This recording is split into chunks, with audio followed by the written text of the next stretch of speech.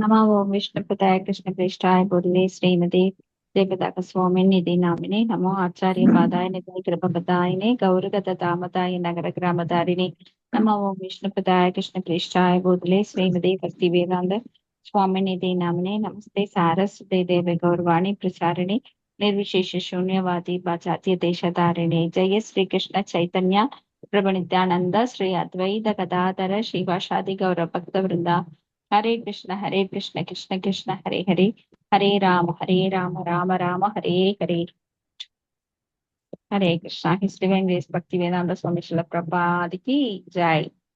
இன்னைக்கு பகவத்கீதை 6வது சாப்டர்ல தியான யோகம் 10வது ஒன்பதாவது 9வது அத்தியாயம் 9வது ஸ்லோகம். 9வது ஸ்லோகம் பார்க்க போறோம்.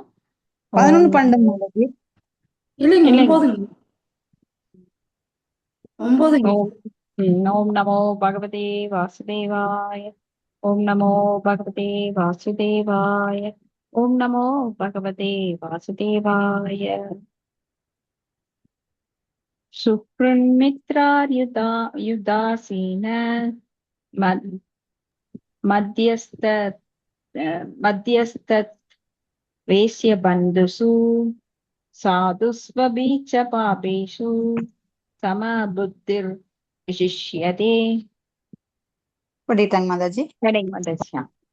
நேர்மையான நலன் விரும்பிகள், பாசத்துடன் நன்மை செய்வோர், நடுநிலை கொண்டோர், சமாதானம் செய்வோர், பொறாமை கொண்டோர், நண்பர்கள், எதிரிகள், சாதுக்கள், பாவிகள் என அனைவரையும் சமமான மனத்துடன் நடத்துபவன் மேலும் முன்னேறியவனாக கருதப்படுகிறான். ஹரே கிருஷ்ணா மாதாஜி. நன்றி மாதாஜி. ஹரே கிருஷ்ணா. நன்றி மாதாஜி. சோ யாரு பக்தியில முன்னேறியவனுக்கு குணங்கள் எப்படி இருக்கும் அப்படின்னம்னா, அவன் பாசத்துடன் நன்மை செய்வோர், நடுநிலை கொண்டோர், சமாதானம் செய்வோர், பொறாமை கொண்டோர், நண்பர், எதிரி, சாது, பாவி அப்படின்னு எல்லார்கிட்டையும் சமமா நடந்துக்குவார். அவர்தான் கிருஷ்ண பக்தியில முன்னேறியவர். விசயாவினி சம்பன்னே பிராமணே கவிஹஸ்தினி சுனி சைவச்ச மகாபாகேச பண்டிதாக சமதர்ஷனக அப்படின்னு சொல்லி எல்லார்கிட்டையும் சமமா நடந்துக்கிற வித்யாவினய சம்பன்னே.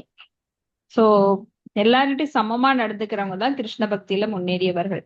அந்த பாகுபாடே பார்க்க கூடாது. இவன் கருப்பு, இவன் சிவப்பு, இவன் அழகா இருக்கான், இவன் கருப்பா இருக்கான், அசிங்கமா இருக்கான், இவன் படிச்சவன் படிக்காதவன், ஃபுல்லா இவன் அந்த மாதிரி வித்தியாசம் பார்க்காம எல்லாரிடம் சமமாக நடந்துக்குவாங்க கிருஷ்ண பக்தியில் இருக்கிறவங்க.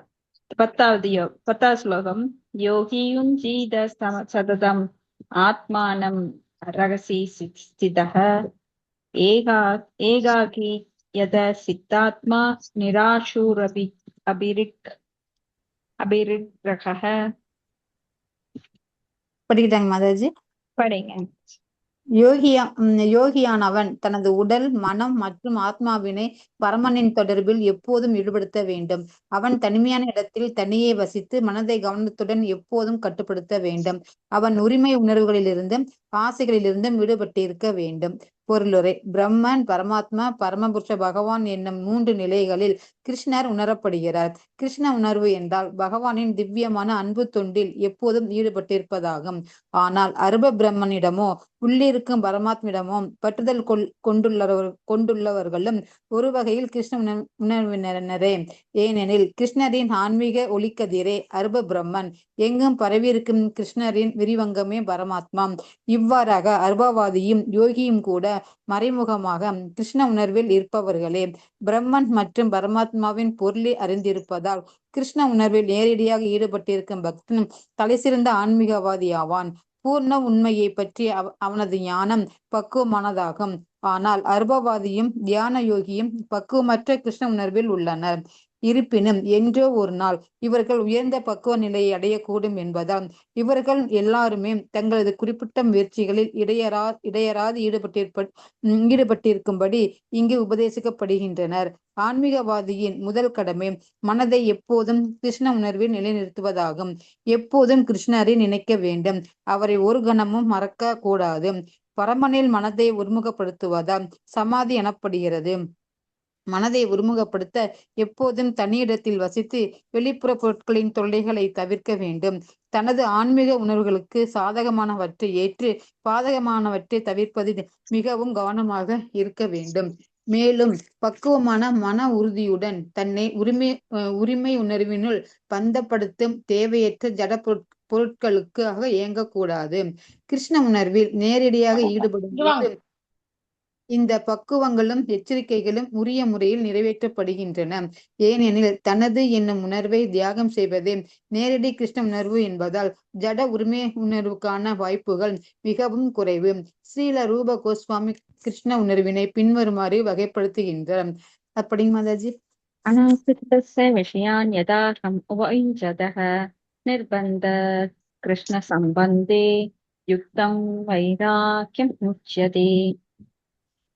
प्रापञ्चिकतया भुक्तया हरिसम्बन्धि मुमुक्षुभि परित्यागो वैराग्यं पल्गुकत्यते. ஒருவன் எதிலும் பற்றுதல் கொள்ளாமல் அதே சமயம் கிருஷ்ணருடன் தொடர்புடைய அனைத்தையும் ஏற்றுக்கொள்ளும் போது அவன் உரிமை உணர்வுகளுக்கு அப்பாற்பட்ட நிலையில் உள்ளான். மறுபுறம் கிருஷ்ணருடனான சம்பந்தத்தை அறிந்து கொள்ளாமல் எல்லாவற்றையும் துறப்பவன் துறவில் முழுமை பெற்றவன் அல்ல. பக்தி ரசாமிருத சிந்து 1.2.255 to 256.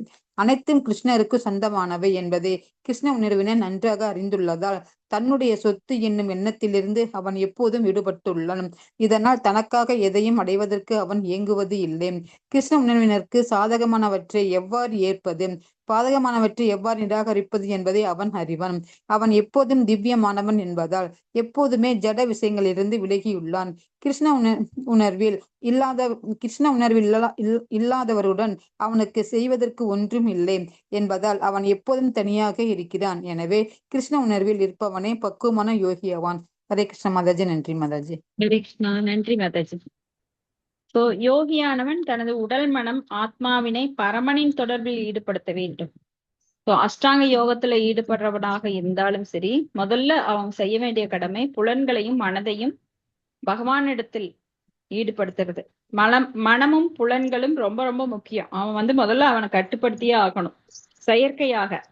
ஏன்னா பகவான்கிட்ட முதல்ல அவனுக்கு அவ்வளவு தொடர்பு இருக்காது. அதாவது இவங்க யம நியம ஆச்சனை அந்த மாதிரி பண்றாங்க இல்லையா? அதனால அவங்க செயற்கையாக புலன்களையும் மனதையும் கட்டுப்படுத்தணும். இதெல்லாம் அவங்களுக்கு முதல்ல பௌதிகமான செயல்கள். அப்புறம்தான் அவன் ஆன்மீகத்துக்கே வர்றாங்க. இப்ப அவன் தனிமையான இடத்துல வசிக்கிறோம். காஞ்சனா மாதாஜி, எப்போதுமே நீங்க அன்மியூட்ல அடிக்கடி பண்ணிடுறீங்க. எப்போதும் அவன் புலன்களையும் மனதையும் கட்டுப்படுத்தணும். தனிமையான இடத்திலிருந்து மனதை கவனத்துடன் எப்போதும் கட்டுப்படுத்தணும். அவன் உரிமை உணர்வுகளிலிருந்தும் ஆசைகளிலிருந்தும் விடுபட்டிருக்கணும். இது என்னோட வீடு, என்னோட குடும்பம், என்னோட மனைவி, மக்கள் அப்படிங்கிற உரிமை உணர்வு இல்லாம இருக்கணும். எதுவுமே என்னுடையது கிடையாது அப்படிங்கிற துறவு மனப்பான்மை அவங்ககிட்ட இருக்கணும். ஆசை இருக்கக்கூடாது. இன்னும் நான் அனுபவிக்கணுங்கிற ஆசையும் இருக்கக்கூடாது. சோ சில பிரபுபாதர் என்ன சொல்றாருன்னா, இப்போ பிரம்மன் பரமாத்மா பரமபுருஷ பகவான் அப்படிங்கிற நிலையில உணரப்படுகிறார். ஒருவர் பகவானை உணர்கிறார். மாதாஜி மியூட் பண்ணிக்கோங்க. வதந்தி தத்தத்துவம் விதஸ்தத்துவம் அஜ்ஞானமத்வயம் பிரம்மேதி பரமாத்மேதி பகவானிதி சப்பியதே. காஞ்சனா மாதாஜி மியூட் பண்ணிக்கோங்க. மியூட் பண்ணிதாங்க மேம் இருக்கு. மியூட்ல தான் இருக்கு. அப்புறம் நீங்க பேசுறது கேக்குதே. அப்படிங்களா? சரி. அன்மியூட்ல இருக்கீங்க. இல்லைங்க, மியூட்ல தான் இருக்குது என்னதுல. இல்ல, நீங்க அன்மியூட்ல இருக்கீங்க. அவங்க மியூட்ல இல்லைங்க மாதாஜி. பிரம்மன் பரமாத்மா பகவான் அப்படின்ற 3 நிலையில பகவான் உணரப்படுகிறார். இது ஒரு சூரியனை உதாரணமா வச்சு நம்ம சொல்லியிருக்கிறோம்.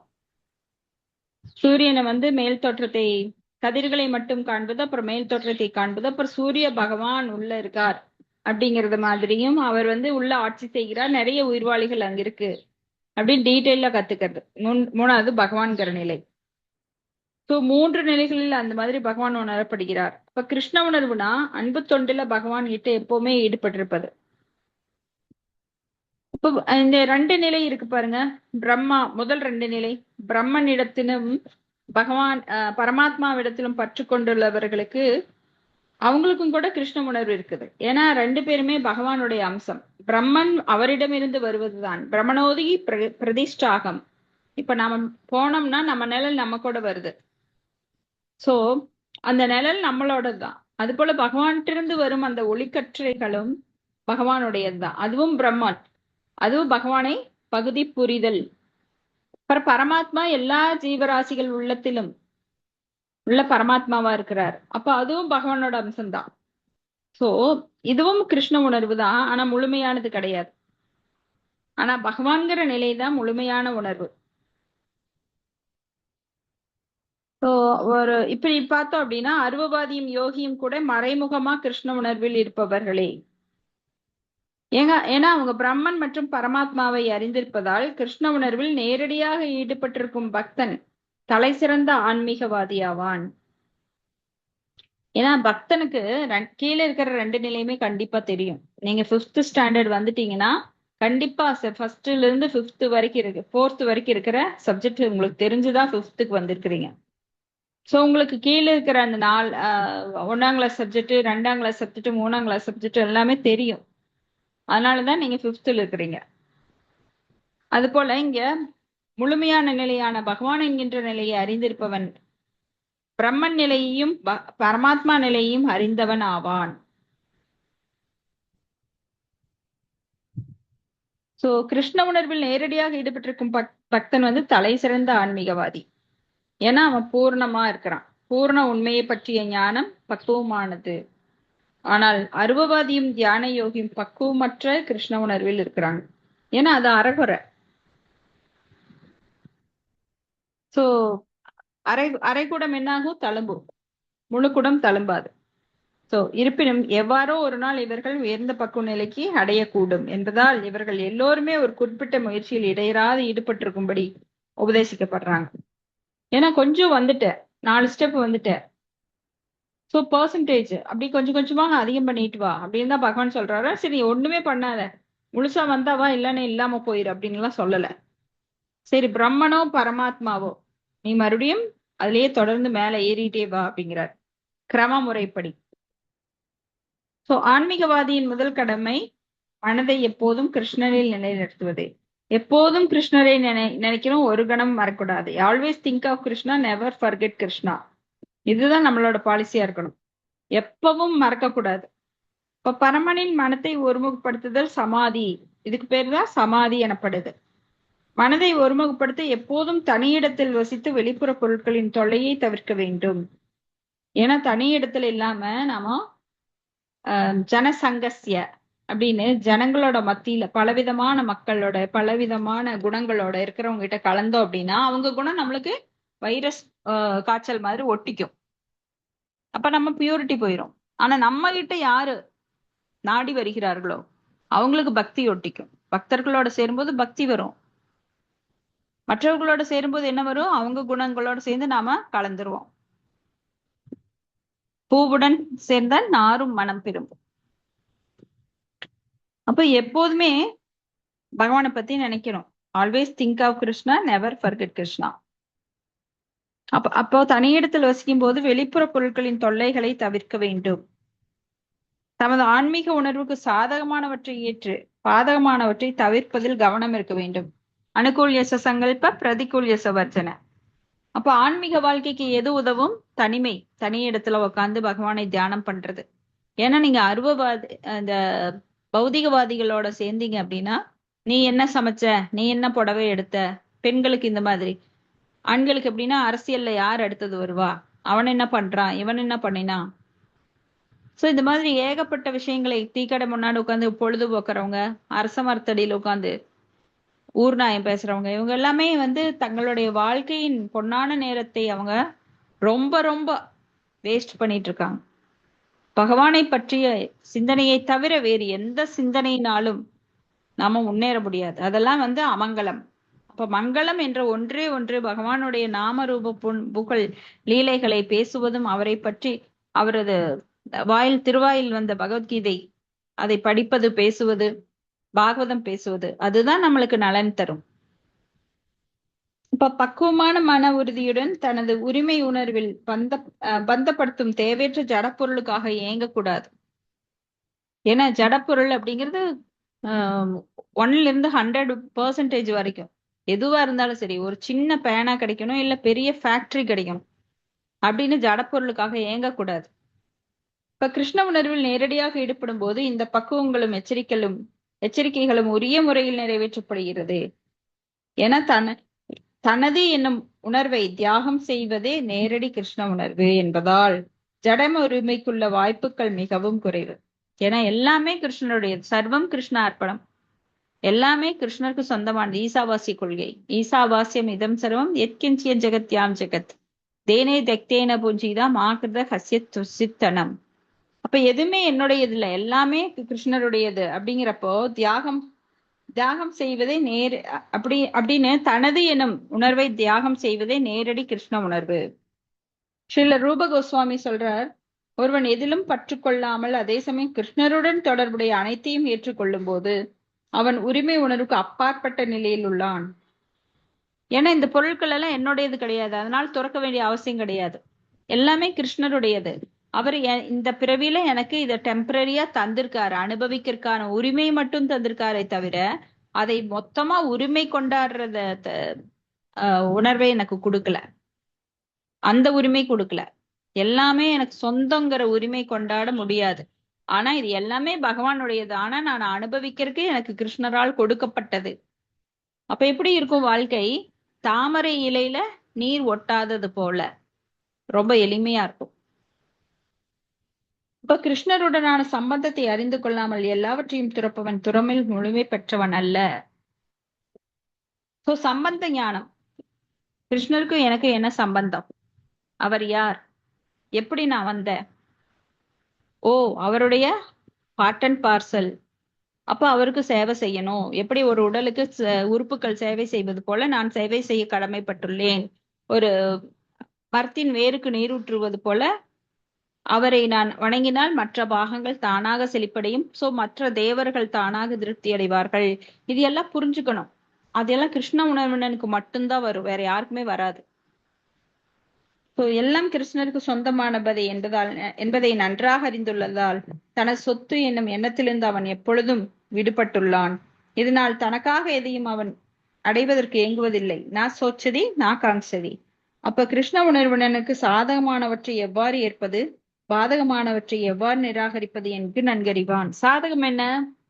நம்ம இப்ப சினிமா பாட்டே ஒரு பஸ்ல போறோம், கேட்க நேர்ந்தது அப்படின்னா ஒரு கிருஷ்ண பக்தன் என்ன பண்ணுவான், அங்க ஒரு டூயட் சாங் பாடும். அவன் என்ன நினைப்பானா, இது ராதையும் கிருஷ்ணரும் பாடுறாங்க அப்படின்னு அந்த நேரத்துல கூட எல்லாத்தையும் சாதகமா எடுத்துக்குவான். ஒரு பூக்கடையில பூவை பாக்குறான், பூவை பார்த்தோன்னா அதை உடனே நான் வச்சா எப்படி இருக்குன்னு நினைக்காம, ஆஹா இது கிருஷ்ணருக்கு வச்சா எப்படி இருக்கும் அப்படின்னு அப்படியே கற்பனையிலேயே அவன் பக்தி பண்ண ஆரம்பிச்சிருவான். மானசீக பக்தி. ஏன்னா மானசீக பக்தி ரொம்ப வலிமையானது. நீங்க ஒரு உணர்வே இல்லாம பகவானுக்காக ஒரு பூ கொண்டு போறீங்க, தேங்காய் கொண்டு போறீங்க, பழம் கொண்டு போறீங்க, அத பகவான் கொண்டு போறீங்க ஒரு கடமைக்கு. எது ஒரு உணர்வு இதெல்லாம் பகவானுடையது, நாம பகவானுக்கு அன்புடன் அர்ப்பணிக்கணும் அப்படிங்கிற உணர்வு இல்லாம ஏதோ எடுத்துட்டு போறோம் அப்படிங்கிற இல்லாம நீங்க மனசுல எல்லாத்தையும் பகவானுக்கு வச்சு அபிஷேகம் பண்ணும்போது பகவான் அப்படியே குளிர்ந்து போயிடுறார். ஏன்னா பகவான் உங்க உள்ளத்திலயும் இருக்கிறார் பரமாத்மாவாக. மானசீக பக்தி எப்பெல்லாம் நீங்க கோயிலுக்கு போக முடியலையோ அப்பெல்லாம் நீங்க கற்பனையிலேயே பக்தி பண்ணலாம். தூங்குறப்ப அப்படியே படுத்துக்கிட்டு நீங்க கிருஷ்ணருக்கு அபிஷேகம் பண்ணி அவரது பாதங்களை எல்லாம் அப்படியே மென்மையாக அழுத்தி விட்டு அவருக்கு மாலையெல்லாம் போட்டு பூக்கள் எல்லாம் கொட்டி பூவால அர்ச்சனை பண்ணும்போது ரொம்ப மகிழ்ந்து போயிடுறார். சோ உங்களுக்கு எல்லாம் பொருள் வேணுங்கிற அவசியம் கூட கிடையாது. மானசீகமா பகவானுக்கு எப்பவுமே பக்தி பண்ணலாம். என்கிட்ட எதுவுமே இல்லை, நான் அந்த மாதிரி இடத்துல இருக்கேன் அப்படின்னா அதுக்காக கிருஷ்ணர் விட்டுற முடியாது. அப்ப கிருஷ்ணரையே நம்ம மனதுக்குள்ள ஜபிச்சுட்டே இருக்கலாம். ஹரே கிருஷ்ணா கிருஷ்ண கிருஷ்ண ஹரே ஹரே, ஹரே ராம ராம ராம ஹரே ஹரே. ஏன்னா நமக்கு உடம்பு இருந்தா போதும், வாய்ப்பு 24 மணி நேரம் இருக்குது. யார் ஒருவரால் கிருஷ்ண பக்தி பண்ண முடியும்? சிம்பிள், அவங்க மனிதர்களாக இருந்தா போதும். மிருகங்களால சொல்ல முடியாது, பூஜை பண்ண முடியாது, புனஸ்காரம் பண்ண முடியாது, பக்தி தொண்டு பண்ண முடியாது, அன்பு தொண்டு பண்ண முடியாது. ஏன்னா எனக்கு தெரியாது. ஆனா ஆறறிவுள்ள மனிதன் எல்லாவற்றையும் சாதகமாக பயன்படுத்திக் கொள்கிறான். கிருஷ்ணரை நினைக்க எனக்கு இந்த நேரத்துல முடியலைங்கிறது சான்ஸே கிடையாது. நீங்க ஒரு இளவு வீட்டுக்கு போறீங்களா, அப்பவும் கிருஷ்ணரை நீங்க மனசுக்குள்ள சொல்லிட்டே இருக்கலாம். அதன் மூலமாக அங்க இருக்கிற ஆத்மாக்கள், அந்த இறந்த ஆத்மாக்கு கூட நன்மை கிடைக்கும். நீங்க செய்யற அந்த கிருஷ்ண பக்தி அந்த ஆத்மாக்கு கூட நல்லதொரு இடம் கொடுக்கும். அவங்க கூட மேல் லோகத்துக்கு போவாங்க, பாவிகளா இருந்தாலும் கூட. சோ எந்த நேரத்திலும் கிருஷ்ண உணர்வுடன் இருக்கிறதுக்கு நம்மளுக்கு சாதகமான வாய்ப்புகளை நாம் பயன்படுத்தி கொள்ள வேண்டும். பாதகமா நம்மளுக்கு எங்கேயுமே அமையாது. என்னோட உடல் நரகத்தில் இருந்தாலும் சரி, ஒரு பக்தர் சொல்றார், கிருஷ்ணேஸ் வாசுதேவே பகவதி இல்ல ஸ்வர்கோ அபகர்கர் நரகேசு அபிதுல்யாத்த தர்ஷனக அப்படின்னு. சொர்க்கத்தில் இருந்தாலும் நரகத்தில் இருந்தாலும் எந்த உடல் எங்கிருந்தாலும் பரவாயில்ல, ஆனா நான் எங்கிருந்தாலும் கிருஷ்ணருக்கு தான் சேவை செய்வேன். எனக்கு சொர்க்கம்னு வேண்டியது கிடையாது, பகவானோட லோகத்துக்கு போகணுங்கிறதும் கிடையாது. எனக்கு எங்க பகவான் இடம் கொடுத்தாலும் அங்கெல்லாம் நான் உனக்கு பணி செய்வதே என்னுடைய விருப்பம் அப்படின்னு ஒரு தூய பக்தர் சொல்றார். அப்போ அவருடைய எண்ணம் எப்படி இருக்கு பாருங்க. எனக்கு இது வேணும், அது வேணும், எனக்கு இந்த மாதிரி சொகுசா இடம் கொடுத்தா தான் நான் கிருஷ்ண பக்தி பண்ணுவேன்.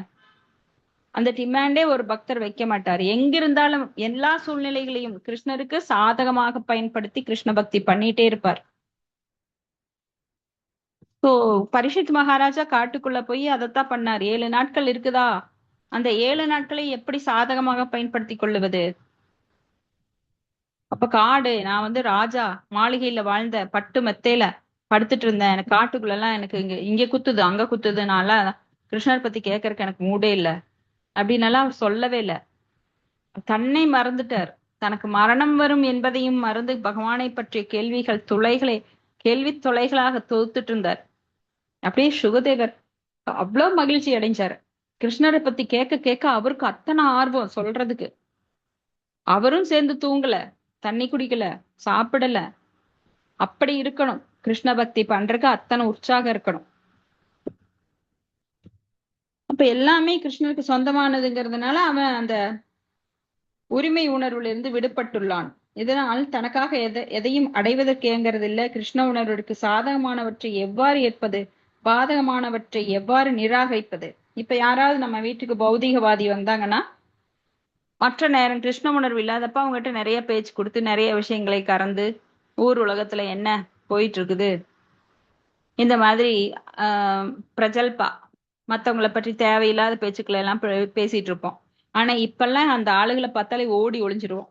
ஐயோ இவன் வந்த போக மாட்டானே, நான் பாகவதம் கேட்கணுமே, பகவத்கீதை படிக்கணுமே. சோ அதை வந்து அவாய்ட் பண்ணுவாங்க. சோ பாதகமானவற்றை நிராகரிப்பது. வெளியில போனா சாப்பிடலாங்கிற ஒரு ஆர்வம் முதல்ல இருந்திருக்கும். ஆனா கிருஷ்ண பக்திக்கு வந்தோடனே அது எல்லாம் எந்த உணர்வுல செய்யறாங்களோ தெரியாது, அதெல்லாம் சாப்பிடக்கூடாது அப்படிங்கிற எண்ணம். அதனால பாதகமானவற்றை நிராகரிக்கிறான். சோ தனது சங்கம் முக்கியமா யாரை அந்த அந்த சாதகமானவற்றை ஏற்றுக்கொள்வது அப்படின்னா, எப்பெல்லாம் பக்தர் சங்கம் கிடைக்குதோ, எப்பெல்லாம் பகவத்கீதை பாகவதம் படிக்க நம்மளுக்கு வாய்ப்பு கிடைக்குதோ அதை பயன்படுத்தி கொள்கிறான்.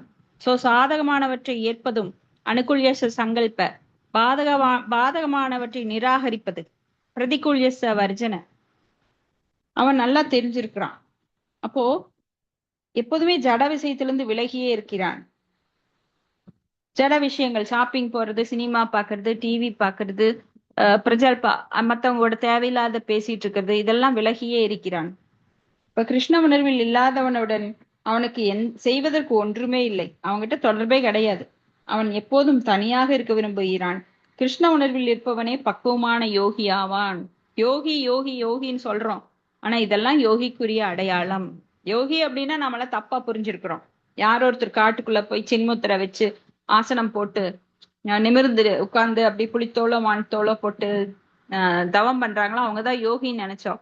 அதெல்லாம் கிடையாது. மனதை அடக்காமல், புலன்களை அடக்காமல், அந்த உணர்வை சுத்தம் செய்யாமல் யாரும் யோகி ஆக முடியாது. அப்ப நாம இப்ப என்ன பண்றோம், உணர்வுகளை சுத்தம் செஞ்சுட்டு இருக்கோம். எப்படி? கேட்பதன் மூலமாகவும் படிப்பதன் மூலமாகவும் பக்தர்களோட தொடர்புல எப்பவுமே நாம ஈடுபட்டு இருக்கிறனால கிருஷ்ண உணர்வில் நாம் படிப்படியாக முன்னேறி கொண்டே இருக்கிறோம். நம் உணர்வு தூய்மைப்படுத்தப்படுகிறது. அப்போ ஒரு ஒரு காலத்துல பாத்தீங்கன்னா இது இல்லாம இருக்கவே முடியாது. அவனோட உயிரும் உடலும் அவனுடைய செயலும் எல்லாவற்றையும் அவன் கிருஷ்ணருக்காக அர்ப்பணித்து எப்பொழுதும் கிருஷ்ண சிந்தனையிலேயே ஈடுபட்டு கொண்டிருக்கிறான். இதுதான் கிருஷ்ண உணர்வு. அடுத்தது ஸ்லோகம் 11-12.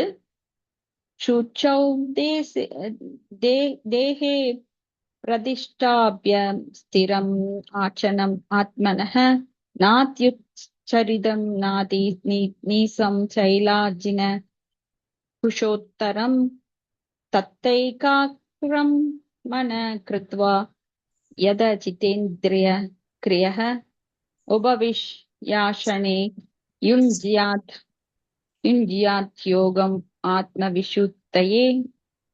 ஹரே கிருஷ்ண மாதாஜி. படிக்கிற மாதாஜி. படிங்க. பயில தனிமையான இடத்திற்கு சென்று நிலத்தில் தர்ப்ப புல்லை பரப்பி அதனை மான்தோலாலும் மென்மையான துணியினாலும் மறைக்க வேண்டும். இந்த ஆசனம் மிக உயரமாகவோ தாழ்வாகவோ இல்லாமல் புனிதமான இனத்தில் அமைந்திருக்க வேண்டும். பின்னர் இதன் மேல் ஸ்திரமாக அமர்ந்து மனம், புலன்கள் மற்றும் செயல்களை கட்டுப்படுத்தி மனதை ஒழுங்குபடுத்தி இதயத்தை தூய்மைப்படுத்துவதற்காக யோகியானவன் யோகத்தை பயில வேண்டும். பொருளுரை. புனிதமான இடம் என்பது புண்ணிய யாத்திரை தலங்களை குறிக்கின்றது. இந்தியாவில் யோகிகள் அனைவரும் ஆன்மீகிகளும் பக்தர்களும் வீட்டை விட்டு வெளியேறி கங்கை, யமுனை போன்ற புண்ணிய நதிகளில் ஓடும் பிரயாகை, மதுரா, பிருந்தாவனம், ரிஷிகேஷ், ஹரித்துவார் போன்ற புனித தலங்களை அடைந்து தனிமையில் யோகத்தை பயில்கின்றனர். ஆனால் இது அனைவருக்கும் சாத்தியமானதல்ல. குறிப்பாக மேலை நாட்டினருக்கு மாநகரங்களில் இயங்கும் பேரளவிலான யோக மையங்கள் பௌதீக லாபத்தை சேர்ப்பதில் வேண்டுமானால் வெற்றி பெறலாமே தவிர உண்மையான யோக பயிற்சிக்கு சற்றும் தகுதியற்றவை. தொல்லையிலிருந்து விடுபட்டு மனமும் தன்னடக்கமும் இல்லாத நபர் தியானத்தை பயில முடியாது. மேலும் தற்போதைய கலியுகத்தில் மக்கள் குறைந்த ஆயுளுடனும் ஆன்மீகத்தில் நாட்டம் இல்லாமலும் எப்போதும் பற்பல கவலைகளுடன் வாழ்கின்றனர். எனவேதான் பிருக்ரான் நாரதீயா புராணத்தில் ஆன்மீகத்தை உணர்வதற்கான ஒரே வழி இறைவனின் திருநாமத்தை உச்சரிப்பது என்று கூறப்பட்டுள்ளது. ஹரே நாம ஹரே நாம ஹரே நாம கேவலம் கலவு நாஸ்தே ஏவ நாஸ்தே ஏவ நாஸ்தே ஏவ கதிரன்யதே.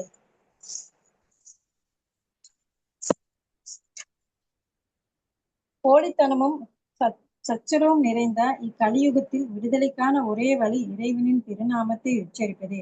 இதை தவிர வேறு கதி இல்லை, வேறு கதி இல்லை, வேறு கதி இல்லை. ஹரே கிருஷ்ண மாதாஜி. நன்றி மாதாஜி. நன்றி மாதாஜி. சோ இப்ப அஷ்டாங்க யோகம் அத பத்தி இப்ப சொல்றாரு. யோகத்தை பயில தனிமையான இடத்துக்கு போகணும், காட்டுக்கு. நிலத்துல தர்ப்பை புல்லை பரப்பணும். அதன் மேல மான் தோளாலும் மென்மையான துணியாலும் அந்த உட்கார்ற இடத்த மறைக்கணும். அப்புறம் ஆசனம் ரொம்ப ஹைட்டா இருக்கக்கூடாது, கீழேயும் இருக்கக்கூடாது. எங்க உட்காரணும்னா புனிதமான இடத்துல, கங்கை கரை போன்ற தாமங்கள்ல, பிருந்தாவன் அந்த மாதிரி தாமங்கள்ல புனித இடத்துல இருக்கணும். அதனாலதான் இன்னைக்கு கூட யோகிகள் இமயமலை அடிவாரத்துல, ஏன்னா அந்த காடுகள் இமயமலை காடுகள் அதெல்லாம் யாரும் போக மாட்டாங்க அந்த பனிப்பிரதேசத்துல. சோ அங்க போய் குகையில அவங்க இந்த மாதிரி மான்தோலோ புலித்தோலோ போட்டு அமைதியா உட்கார்ந்துருப்பாங்க. இந்த மாதிரி நகரங்கள்ல வர்ற சத்தங்கள்லாம், பஸ் சத்தம், மனுஷ சத்தம், ஹாரன் சத்தம், இந்த மாதிரி எதுவுமே வராதங்க. அமைதியா இருக்கும். அது காடுகள் அப்படின்னாலே சத்துவகுணம் நிறைந்த இடம், அமைதியா இருக்கும். ஆனா இங்க ரஜோகுணம் நிரம்பி இருக்கு நகரங்கள்ல. கிராமங்கள்லாம் அப்படித்தான் சத்துவகுணமா இருக்கும். ரொம்ப மோசமான இடங்கள் பாத்தீங்கன்னா தமோ குணத்துல நிறைஞ்சிருக்கும். அது மேல உட்கார்ந்து மனம், புலன்கள் மற்றும் செயல்களை கட்டுப்படுத்தி மனதை ஒருமுகப்படுத்தி இதயத்தை தூய்மைப்படுத்துவதற்கான யோகியானவன் யோகத்தை பயில வேண்டும். சோ முதல்ல அந்த ப்ராசஸ், எப்படி மனசை எப்படி உட்காடுறது, எப்படி எதை எடுக்கணும் எதை எடுக்க கூடாது, யம நியம ஆச்சனை எப்படி உட்காரணும், பிராணயாமா, அப்புறம் மூச்சு பயிற்சியில இருந்து ஆரம்பிப்பாங்க. முதல்ல இதெல்லாம் பழகணும். அப்ப புண்ணிய யாத்திரை தலங்கள்ல இதெல்லாம் போய் அவங்க தேடி போய் அங்க உட்கார்ந்து செய்யணும். அதனாலதான் அவங்க வீட்டை விட்டு கங்கை, யமுனை போன்ற நதிக்கரைகள்ல, பிரயாகை, மதுரா, விருந்தாவன், ரிஷிகே, ஹரித்துவார் இந்த மாதிரி தலங்களை அடைந்து அங்க இந்த மாதிரி தவம் பண்றாங்க. இது எல்லாருக்குமே சாத்தியம் கிடையாது, குறிப்பா மேலை நாட்டினருக்கு. ஆனா இங்க யோகா சென்டர் சொல்லிட்டு இங்க லாபத்தை சேர்க்கறதுக்காக வெறுமனவே பயிற்சின்னு சொல்லிட்டு வெறும் வெளிப்புற பயிற்சி, உடலுக்கான பயிற்சி மட்டும்தான் கொடுக்குறாங்க. அந்த பயிற்சியினால ஒருவன் ஆயுளை நீட்டித்து கொள்ள முடியாது. ஏன்னா ஆயுள் அப்படிங்கிறது நம்மளுக்கு பிறக்கும் போதே நிர்ணயிக்கப்பட்டு விட்டது. என்ன நீங்க யோகா தலைகீழா நின்று யோகா பண்ணினாலும் மூச்சு பயிற்சி பண்ணினாலும் நீங்க எப்ப சாகணுமோ அப்ப மரண தூதன் உங்களுக்கெல்லாம் வெயிட் பண்ண மாட்டார். ஒரு செகண்ட்ல இருப்பா வர்றேன் உனக்கு 1,00,000 கொடுக்குறேன்னாலும் நிக்க மாட்டார். ஸோ என்னதான் நீங்க உடல் பயிற்சியில ஈடுபட்டாலும் கரெக்டா மரண தூதன் ஏதோ ஒரு வடிவத்துல வந்துருவார். இப்போ அப்ப இங்க உண்மையான யோக பயிற்சிக்கு சற்றும் தகுதி இல்லாத அந்த யோகா சென்டர்ஸ் நிறைய இங்க இருக்கு. அப்போ தொல்லையிலிருந்து விடுபட்ட மனமும் தன்னடக்கமும் இல்லாத நபர் தியானத்தை பயில முடியாது.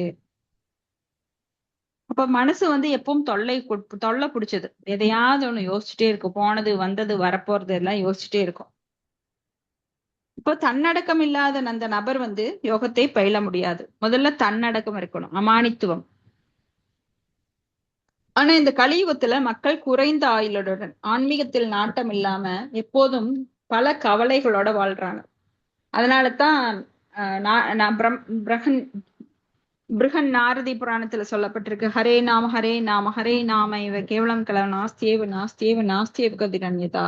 இந்த கலியுகத்துல விடுதலைக்கான ஒரே வழி பகவானின் திருநாமத்தை உச்சரிப்பதே. காலையில கூட பாகவத்துல பார்த்தோம், நம்மளுக்கு இந்த கலியுகத்துல கலௌதத் ஹரி கீர்த்தனாத், இந்த கலியுகத்துல ஹரி கீர்த்தனத்தில் மட்டுமே நாம் விடுபட முடியும். மற்ற யுகங்களுக்கு மற்ற 3 யுகங்கள்ல அந்த 3 வழிமுறைகள் கொடுக்கப்பட்டிருக்கு. சத்தியுகம், திரேதாயுகம், துவாபர யுகங்கள்ல நீங்க விஷ்ணுவை தியானம் பண்ணுவதிலும், 2வது யுகத்துல திரேதா யுகத்துல யாகங்கள் பண்ணுவதும், துவாபர யுகத்துல கோயில்கள் கட்டி வழிபடுவதும், இதுதான் யுக தர்மமா கொடுக்கப்பட்டிருக்கு. அப்ப யுக தர்மத்தை கடைபிடிக்க வேண்டும். கலியுகத்துல நீங்க அஷ்டாங்க யோக முறையெல்லாம் பண்ண முடியாது, கடினமானது. மேலும் ஆயுள் பத்தாது நம்மளுக்கு. சோ நாம சங்கீர்த்தனம் தான் சிறந்தது அப்படின்னு ஸ்ரீல பிரபுபாதர் ஒவ்வொரு இதுலயும் பாத்தீங்கன்னா அஷ்டாங்க யோகம் எப்படி பண்ணப்படுது, எப்ப பண்ணப்படுது, ஆனா இப்ப அது பண்ண முடியாதுங்கிறதுக்கான அதுக்கான தீர்வு என்ன? கிருஷ்ண பக்தி ஒன்றே, கிருஷ்ணரின் நாமங்களை சொல்வதன்றே. அதுலதான் முடிப்பாரு. நீங்க கவனிச்சுட்டே வாங்க, ஒவ்வொரு ஸ்லோகத்திலையும் அதை வலியுறுத்திட்டே வர்றார். அந்த ஸ்லோகம் 13, 14 சமம் காய ஹீரோ கிரீவம் தாரயன் அச்சலம் ஸ்திரஹ சம்பிரேக்ஷ்ய நாசிகாக்ரம் ஸ்வம் திஷஸ் சான்னவலோகயன் பிரசாந்தாத்மா விகதபீர் பிரஹ்மச்சாரி விரதே ஸ்திதஹ மன சம்யம்ய மச்சித்தோ யுத்த ஆசித மத்பரஹ. ஹரே கிருஷ்ணா. படிக்கிறேன் மாதாஜி. தனது உடல் மற்றும் தலையை நேராக வைத்து அமர்ந்து நாசி நுனியை ஸ்திரமாக நோக்க வேண்டும். இவ்வாறாக கிளர்ச்சியற்று அடக்கப்பட்ட மனதோடு பயமின்றி பிரம்மச்சாரிய விரதத்துடன் இதயத்திலும் உள்ள என் மீது தியானம் செய்து என்னையே வாழ்வின் இறுதி குறிக்கோளாக கொள்ள வேண்டும். பொருளுரை: 4 கரங்களை கொண்ட விஷ்ணுவின் உருவில் எல்லாரின் இதயத்திலும் வீற்றுள்ள பரமாத்மாவான கிருஷ்ணரை அறிவதே வாழ்வின் லட்சியமாகும். விஷ்ணுவின் இந்த பரமாத்மா உருவத்தை தேடி காண்பதே யோக பயிற்சியின் உண்மை நோக்கம். வேறெந்த நோக்கமும் கிடையாது. ஒவ்வொருவரது இதயத்திலும் வீற்றிருக்கும் விஷ்ணு மூர்த்தி கிருஷ்ணரின் விரிவங்கமே. இந்த விஷ்ணுமூர்த்தியை உணரும் நோக்கமின்றி போலியான யோகத்தில் ஈடுபட்டிருப்போன் நிச்சயமாக நேரத்தை வீணடிக்கின்றான். கிருஷ்ணரே வாழ்வின் இறுதி குறிக்கோள். இதயத்தினுள் அமைந்துள்ள விஷ்ணு மூர்த்தி யோக பயிற்சியின் பொருளாளர். இதயத்தில் அமைந்துள்ள இந்த விஷ்ணுமூர்த்தியை காண்பதற்கு ஒருவன் பாலுறவு வாழ்விலிருந்து அறவே விலகி இருக்க வேண்டும். எனவே அவன் வீட்டை விட்டு விலகி மேற்கூறியபடி அமர்ந்து தனி இடத்தில் வசிக்க வேண்டும். தினமும் வீட்டிலோ வெளியிலோ உடலுறவை அனுபவித்துக் கொண்டு போலியான யோக வகுப்புகளில் பங்கு கொள்பவன் யோகியாகி விட முடியாது. ஒருவன் மனதை கட்டுப்படுத்தும் எல்லாவித புலனுணர்ச்சிகளையும் இவற்றில் பாலுறவே தலைமையானதாகும் தவிர்க்கவும் பயிற்சி செய்ய வேண்டும். பெரும் முனிவர் என்ன மாதாஜி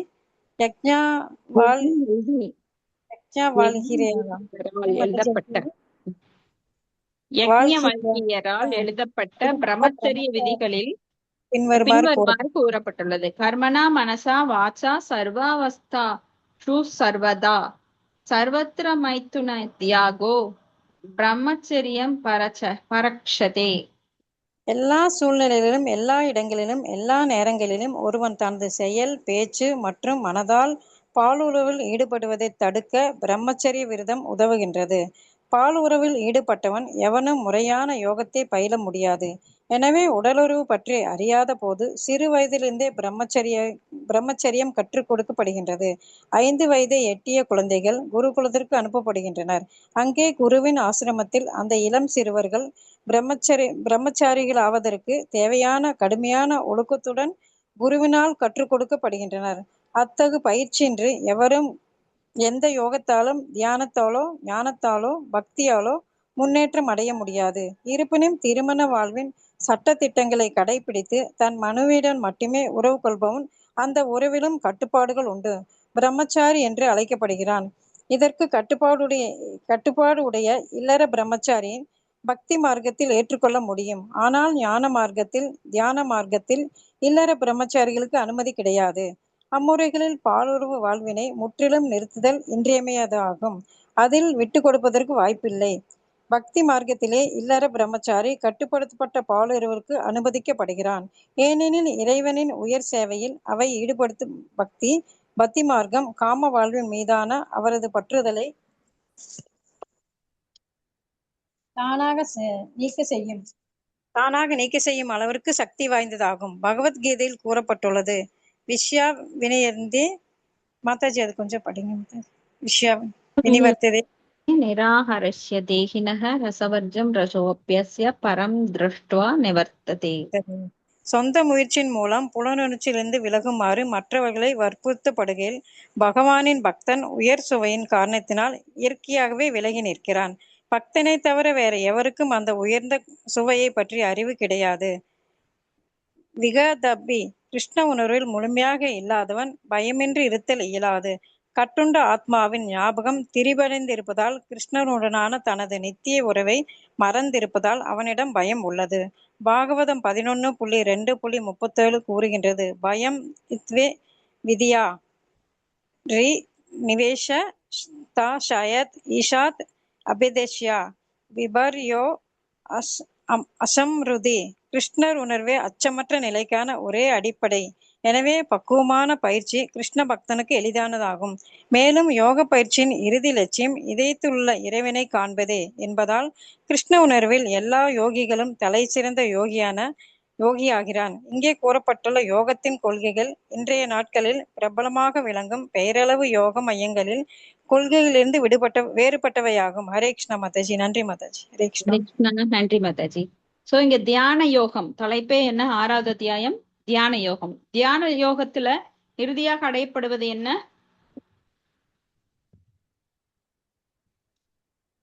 கேள்வி கேக்குதுங்களா? சமாதியா மாதாஜி? சமாதி இல்ல நீங்க அஷ்டாங்க யோகத்துல சொல்றீங்க. தியான யோகத்தின் இறுதி லட்சியம் பரமாத்மாவை உணர்வது. பரமாத்மாவை உணர்ந்து இதயத்திற்குள் உள்நோக்கி தியானம் பண்ணி அந்த பரமாத்மாவின் இருப்பை உணர்ந்து அத மெடிடேட் பண்றது. இதுதான் தியான யோகம். கர்ம யோகத்துல என்ன? பலன் கருதும் செயல்கள். நல்லா புரிஞ்சுக்கோங்க, நல்லா நோட்ஸ் எடுத்துக்கோங்க. தியான யோகம் அப்படின்னாலே பரமாத்மாவை உள்ளிருக்கிற பரமாத்மாவை உணர்றது. கர்ம யோகம்னா பலன் கருதும் செயல்கள்ல அனுபவிக்கிறது. ஞான யோகம் என்ன? ஞான யோகம்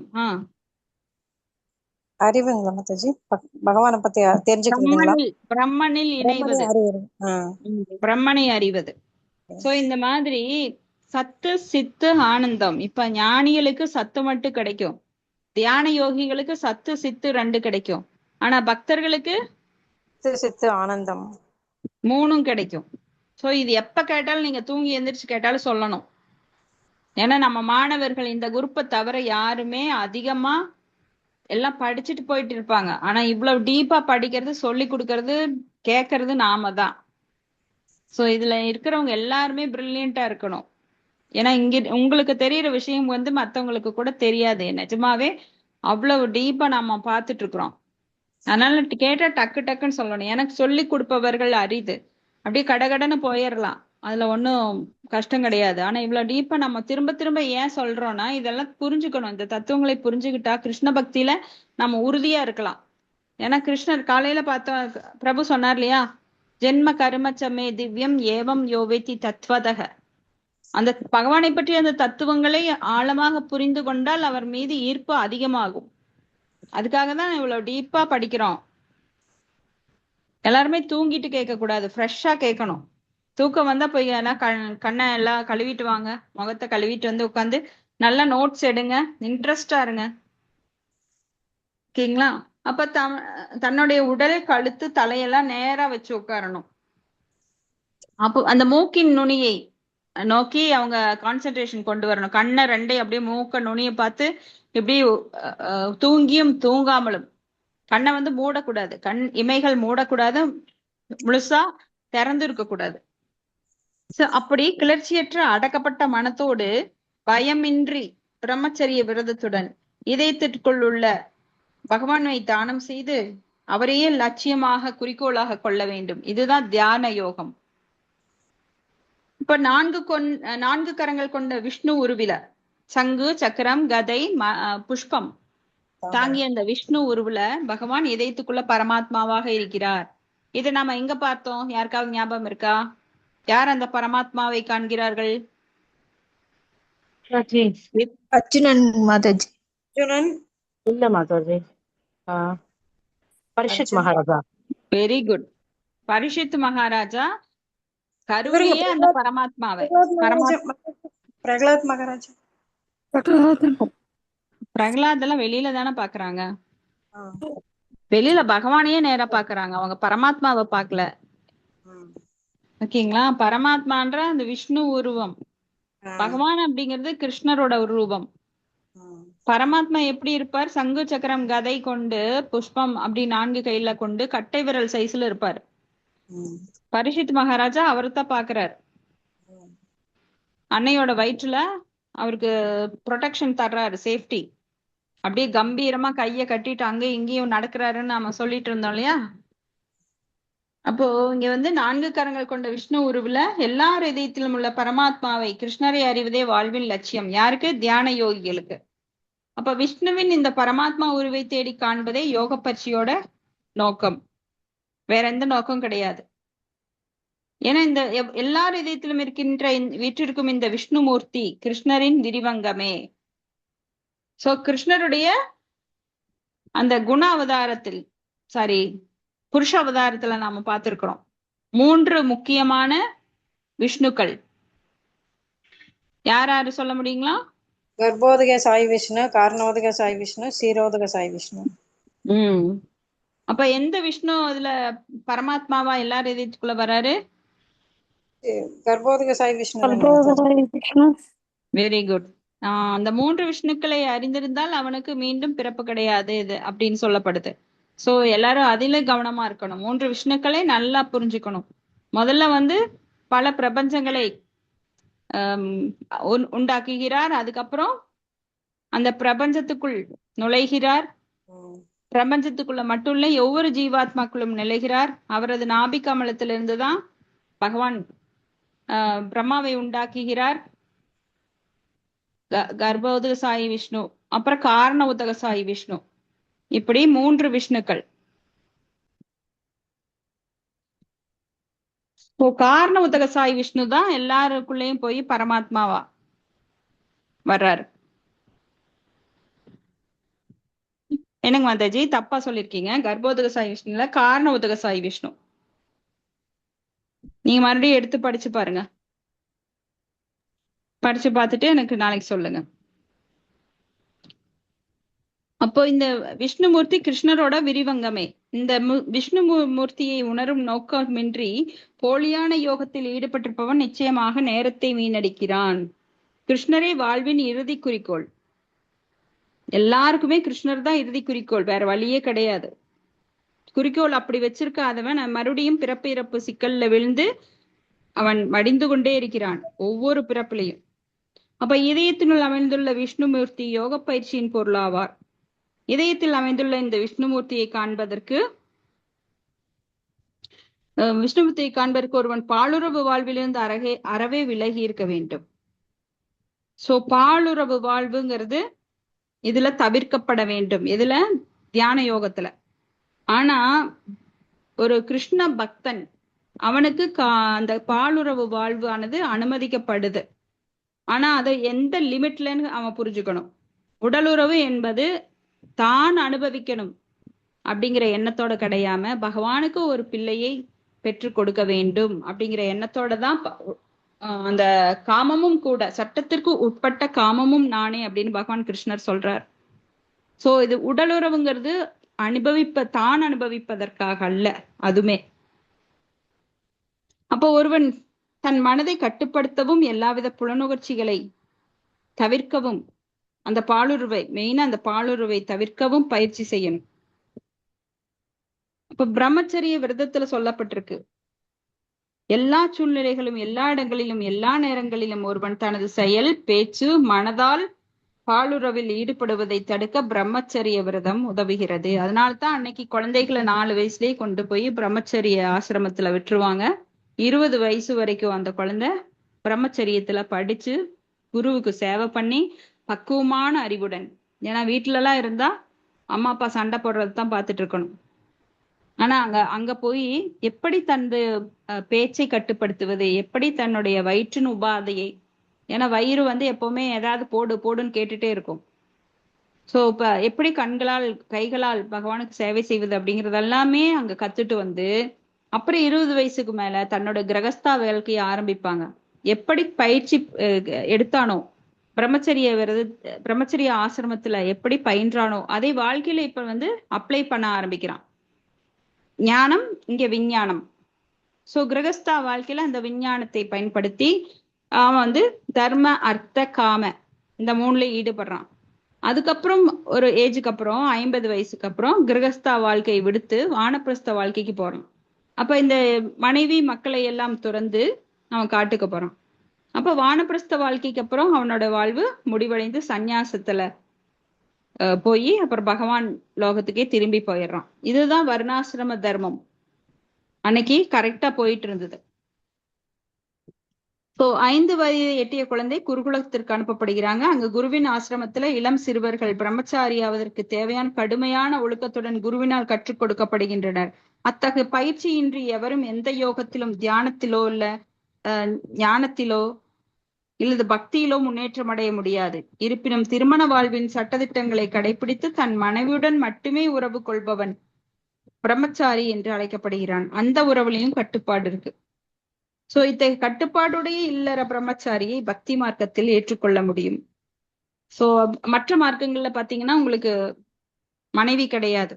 இந்த பக்தி மார்க்கத்துல மட்டும்தான் மனைவி ஏற்றுக்கொண்டு அவன் அந்த கட்டுப்படுத்தப்பட்ட பாலுணர்வு.